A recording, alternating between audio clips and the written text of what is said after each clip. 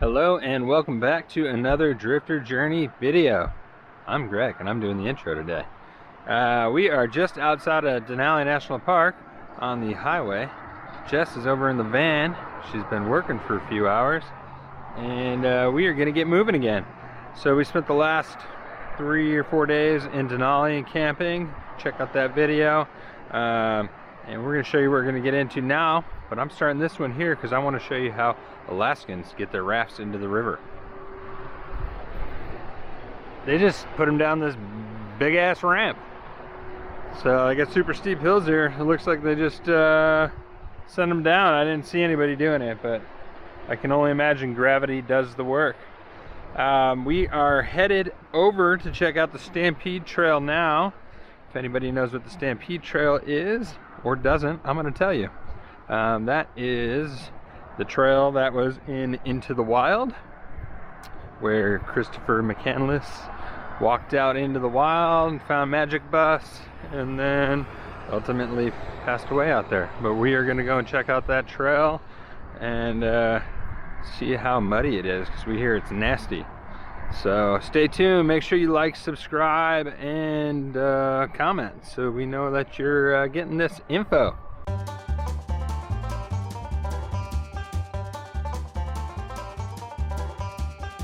In the wild.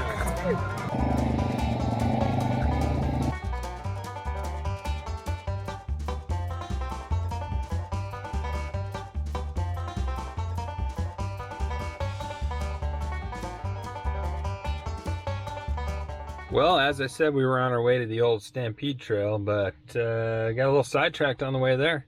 We are now at the 49th State Brewery here in Healy. And we're gonna go in and have a couple beers because one, their nitro stout sounded good, and they look like they have a couple sours on tap, which I'm excited to try. Other than that, we were gonna keep going for the Stampede Trail. Jess has another reason why we stopped though. So the 49th State Brewing has a replica bus of the Magic Bus that you can come and take a look at. The real bus, or is it the real one, is located at the Fairbanks Museum, and they're creating a big exhibit for it. It's going to take 2 to 3 years to build, but you can come and check out this replica bus. They built it out very similar to how it looked in the movie and the book, obviously. And there's pictures of Chris McCandless in there and journal entries and everything, so it's pretty cool.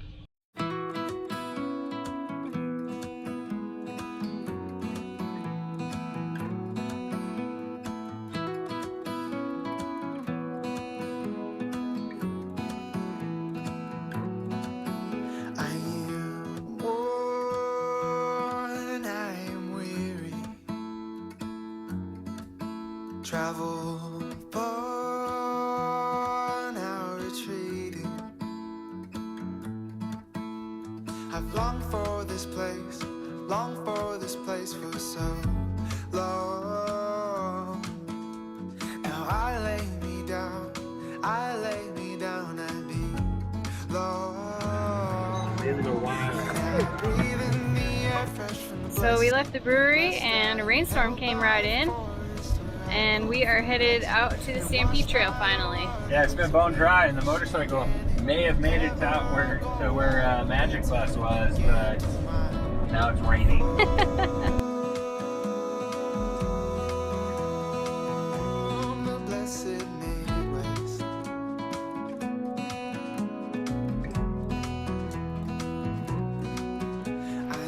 Putting on our rain gear and getting ready to go outside for a bike ride, motorcycle ride. We're gonna head down. So we drove about 8 miles up Stampede Road to the official start of the Stampede Trail, which I think the whole road is technically considered the trail, but it's where it gets to the point where it's not a van friendly ride anymore. So we're gonna park here for the night and camp and try and take the motorcycle as far as we can.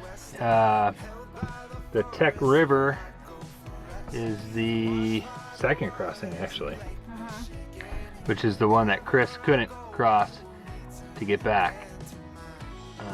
And it has taken 2 other lives, I believe, since the movie. People trying to get out to the bus. The reason why they moved the bus. Yeah.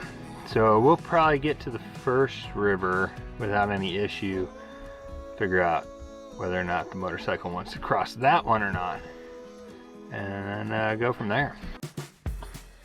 Just cleaning the seat. Greg wants me to keep my rain pants clean, apparently. Your rain pants in good shape. You never guess the places that I've been.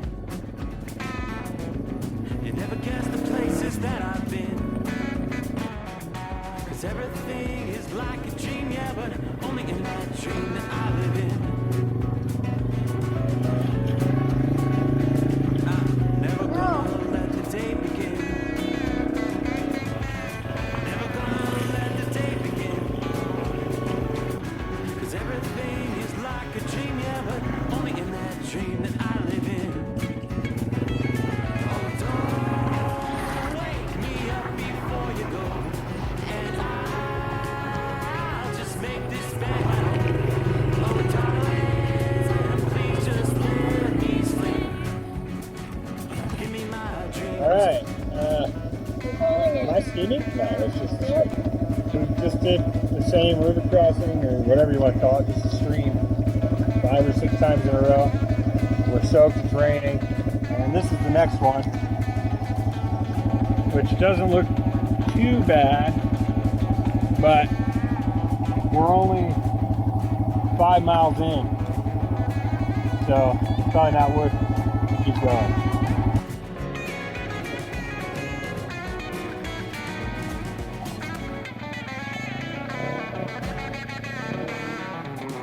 Never gonna come down from above, 'cause everything looks better from above. And nothing's ever as it seems yet, except in that world that I dream of. Never gonna lose the ones I love. Never gonna lose the ones I love.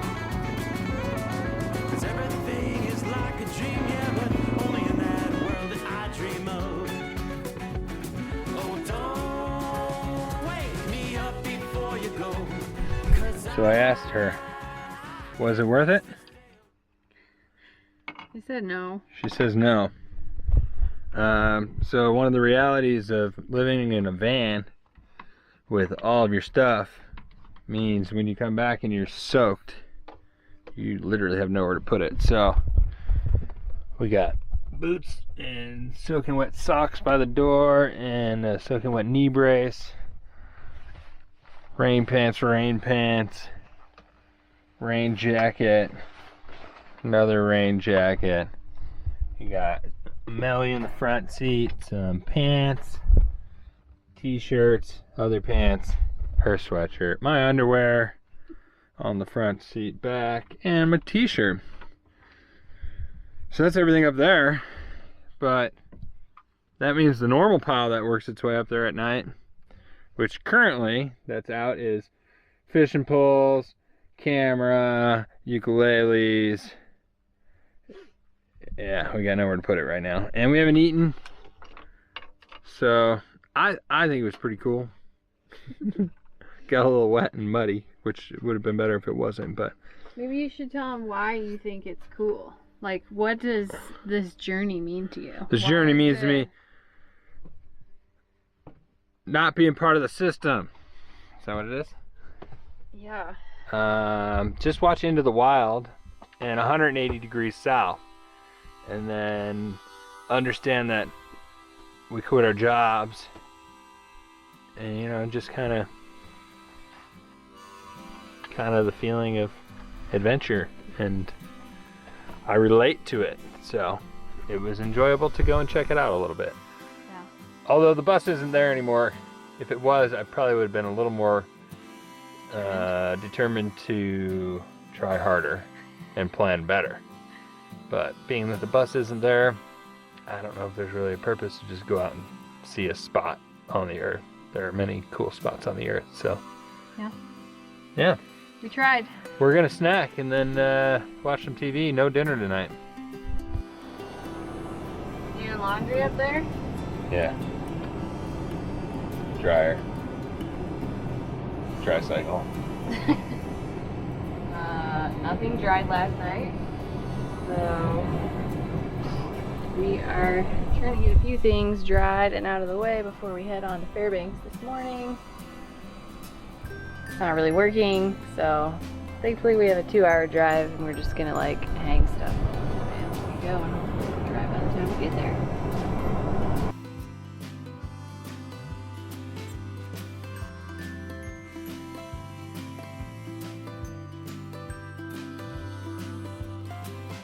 We made it to Fairbanks. Pretty easy drive. It's actually a really pretty drive. We thought it was going to be like flatter and more open, but it was pretty hilly. Yeah, kind of rolling tree hills the whole way. So we have some errands to run. The first being picking up this shipment from a FedEx store. We are going to show you guys what we're picking up. We're pretty excited about this product.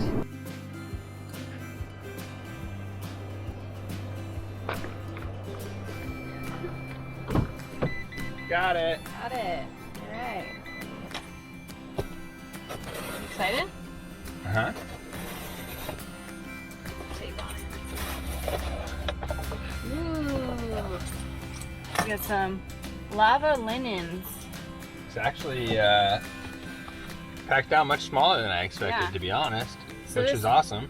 This company is based out of Boulder, Colorado, and we are going to test out some of these towels because they're nice, all-natural fibers. Was red the big one? I don't remember. The value proposition of these is that they last longer because it's a natural fiber, and then they absorb 50% more water than the microfiber towels. They're naturally antimicrobial, so they don't smell. And then they obviously I'll are test that out. better for the planet because they're climate friendly, made with natural fibers from the flax plant. So you can check these out. Lava linens, we'll put a link in the description below so that you guys can get a discount if you're interested. 15%, I believe. Yeah. We are comparing the largest towel, which is this blue one, to the size of our microfiber towel. And they're almost the same size, and this is like a perfect size for someone to be sunbathing or showering. They're the same width, and the microfiber towel is only like 3 inches longer. So I'm excited that the big one is that big. It's bigger than I expected. We are going to explore all of the finest attractions that Fairbanks has to offer, including Pioneer Park. Pioneer Park. We were going to Walmart to get food and eat, and then came by here. Turns out it's free to go in. So we're going in. President Harding rode this train car to Alaska.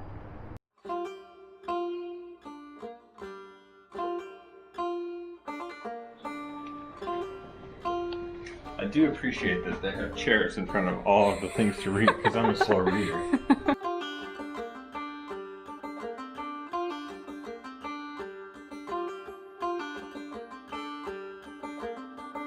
One of the earliest cabins in Fairbanks.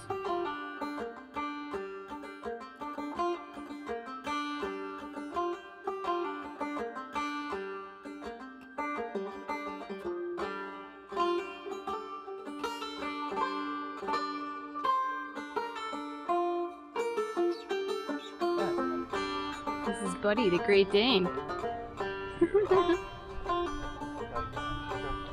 You want to do that picture? Oh, you want a picture?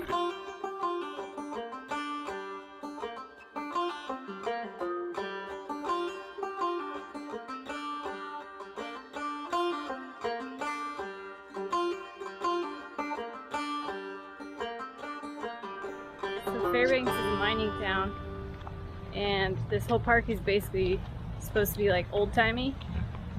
We were just discussing that it seems like mining gold was hard work, and I don't think we'd really want to do it. but I might still. Greg also has a pretty strong opinion about gold. It just feels like a perceived value. What puts the value in it? Yeah, why is it so valuable? Don't get me wrong, I am intrigued by the concept of panning for gold, because it sounds like it could be fun.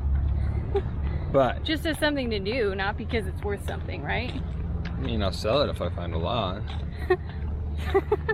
I just don't get it though. Yeah.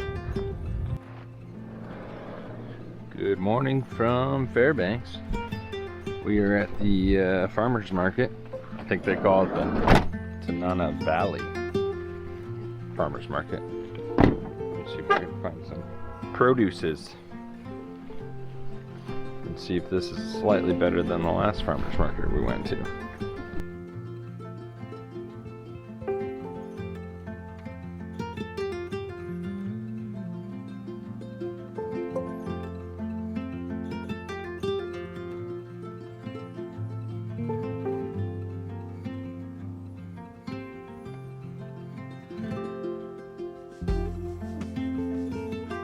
Nothing wrong with tacos for breakfast, especially when they're good shrimp tacos.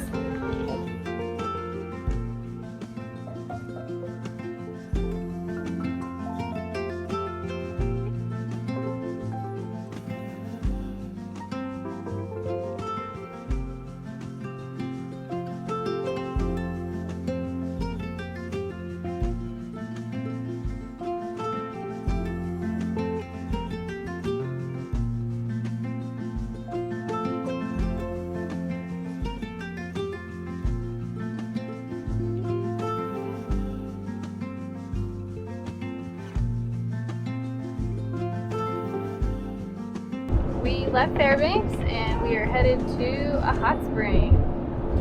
So we polled our Instagram audience.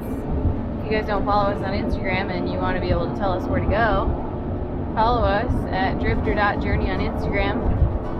So we're going to Chena Hot Springs, which is outside of Fairbanks.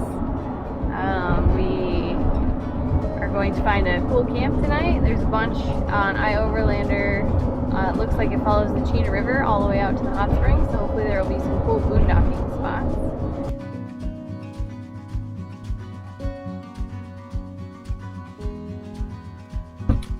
We just got to camp.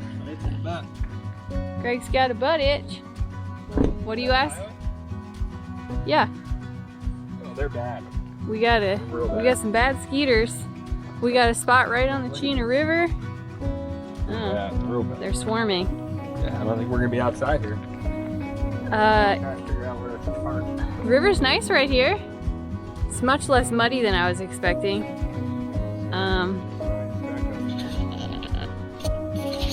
Sure. It's not flat.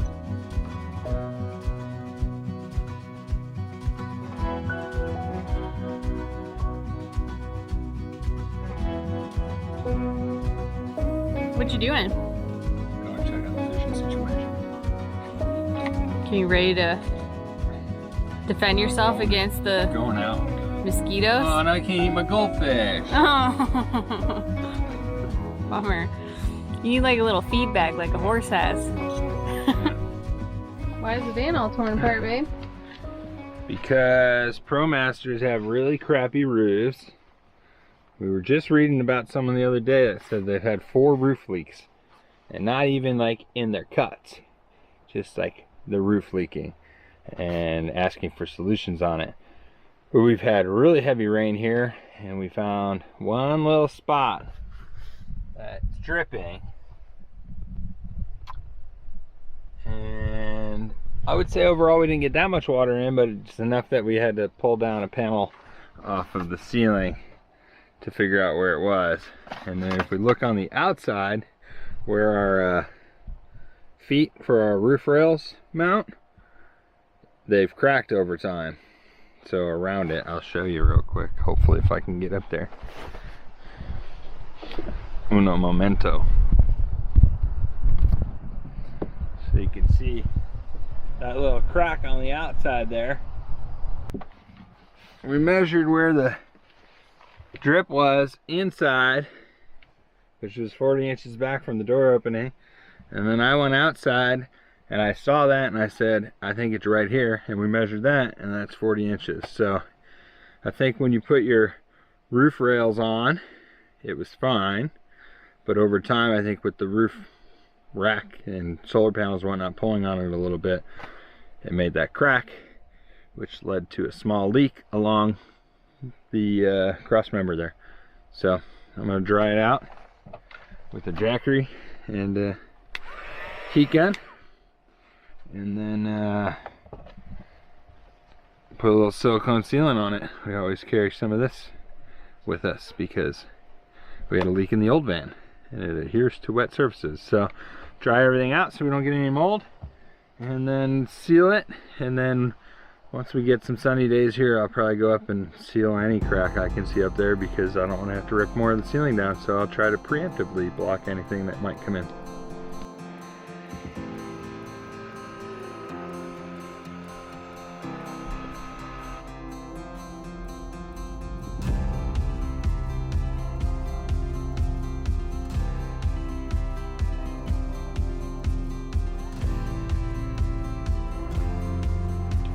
This portion of the tour, we go by the giant curly pipe.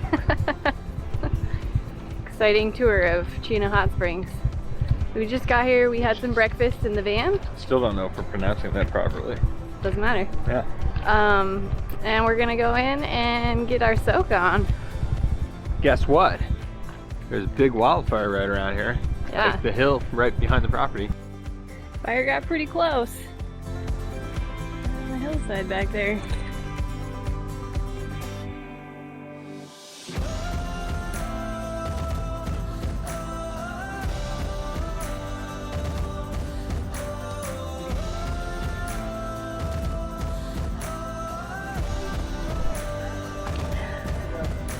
What are your thoughts about the hot spring?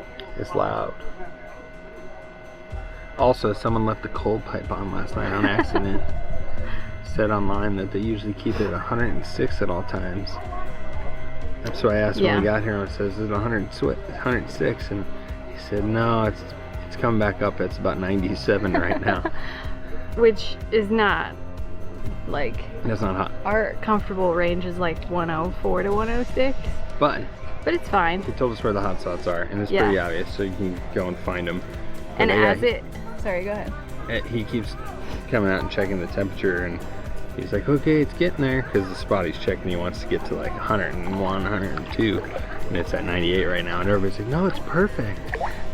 So yeah, as it's getting hotter, all of the people are migrating to the cooler part of the pool. So we have like half of this giant pool to ourselves because nobody wants to be over here.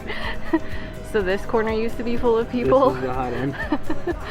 And this corner had a bunch of people in it. Two, but now there's only one couple. Show where they all are now. And now so it's kind of funny. I guess that works out to our advantage currently. Yeah. Overall, it's a pretty nice pool. I mean, it's big.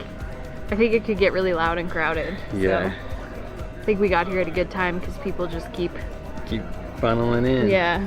But yeah, it's a pretty spot. Pretty view.